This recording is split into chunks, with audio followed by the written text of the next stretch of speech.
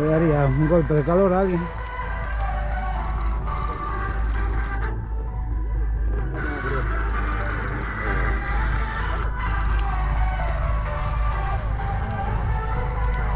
Quintela, Pontellas, 19ª Romería do Cabalo.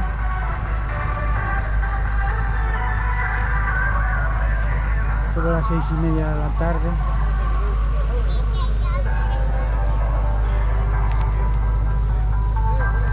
¿Qué pasó? ¿Le dio un golpe de calor a alguien? Sí, creo. Me extraña, estaremos a 29 grados o 30. No, máis, seguro máis, ¿No? Para probar o compañero.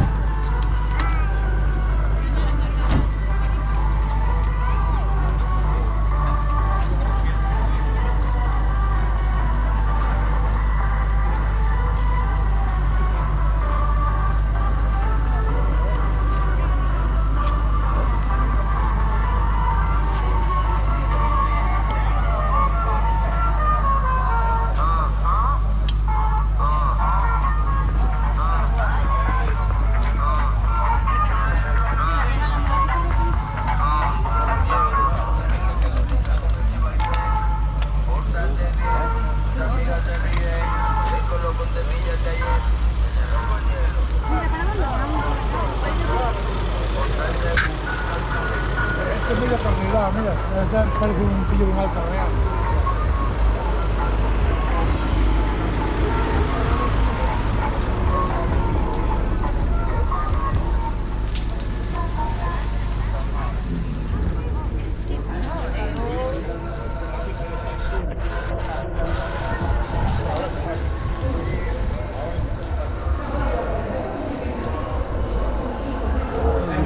Está coche de negro.